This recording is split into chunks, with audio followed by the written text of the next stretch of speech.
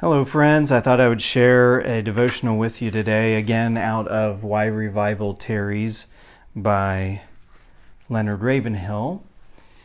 And I'm in chapter 3, and oh my goodness, this is so fiery. Whew. He says, when a man has crept along for years in conventional Christianity, suddenly zooms into spiritual alertness, becomes aggressive in the battle of the Lord, and has a quenchless zeal for the lost, there is a reason for it. But we are so subnormal these days that the normal New Testament experience seems abnormal. The secret of this jet-propelled fellow we have just mentioned is that somewhere he has had Jacob-like wrestlings with God and has come out stripped, but also strengthened by the Holy Ghost. There are two indispensable factors to successful Christian living. They are vision and passion. He spoke of this in the last chapter.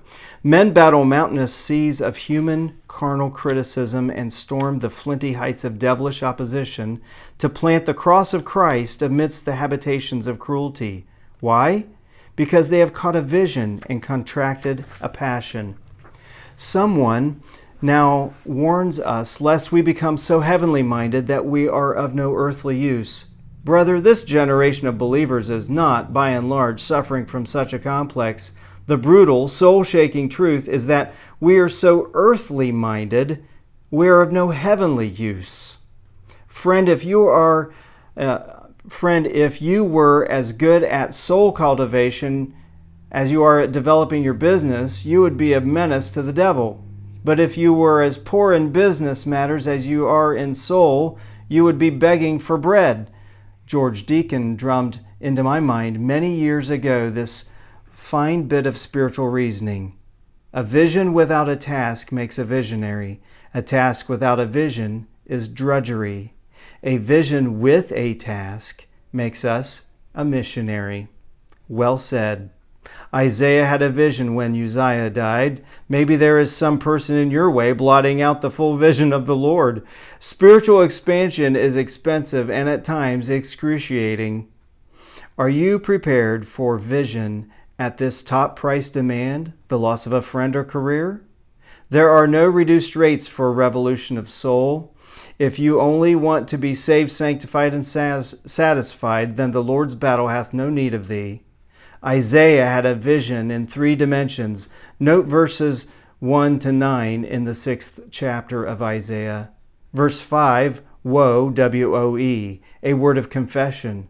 Verse 7, lo, L-O, a word of cleansing. Verse 9, go, a word of commission. It was an upward vision. He saw the Lord, an inward vision. He saw himself in an outward vision. He saw the world. It was a vision of height. He saw the Lord high and lifted up. A vision of depth. He saw the recesses of his own heart, and a vision of breadth. He saw the world. A vision of holiness. Oh, beloved, how this generation of believers needs the vision of God in all his holiness. A vision of hellishness. I am undone, unclean. And a vision of hopelessness implied by the words, who will go for us? In this hour, the average church knows more about promotion than prayer, has forgotten consecration by fostering competition, and has substituted propaganda for propagation. This threefold vision is imperative. Where there is no vision, the people perish. Where there is no passion, the church perishes, even though it be full to the doors. Even though it be full to the doors. I'm going to skip ahead a little bit. He says, my reader, because the church has lost Holy Ghost fire, men go to hellfire. We need a vision of a holy God. God is essentially holy. The cherubim and seraphim were not crying omnipotent, omnipotent is the Lord, or omnipresent and omniscient is the Lord, but holy, holy, holy. This vast Hebrew concept needs to penetrate our souls again. If I make my bed in hell, if I take the wings of the morning, yet he is there. God compasses us in time. God, the inescapable God awaits us in eternity, we had better be at peace with him here and be in the center of his will now. To wait trembling before this thrice holy one before we leave home for the day's work would be a mighty soul stimulant. He who fears God fears no man. He who kneels before God will stand in any situation. A daily glimpse at the Holy One would find us subdued by his omnipresence, staggered by his omnipotence, silenced by his omniscience, and solemnized by his holiness. His holiness would become our holiness. Holiness teaching contradicted by unholy living is not the bane of this hour. A holy minister is an awful weapon in the hands of God, so said Robert Murray McCheyne.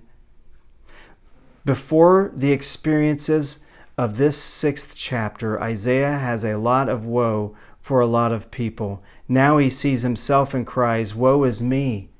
It's me, O Lord, standing in the need of prayer. How true! Are there chambers of the mind? Are there chambers of the mind with unclean pictures hanging in them? Have we skeletons in the cupboards of our hearts? Can the Holy Ghost be invited to take us by the hand down the corridors of our souls? Are there not secret springs and secret motives that control in secret chambers where polluted things hold empire over our soul? There are 3 persons living in each of us. The one we think we are, the one other people think we are, and the one God knows we are. Wow. Unless we are desperate to get into real victory, we are so easy on ourselves and so hard on others.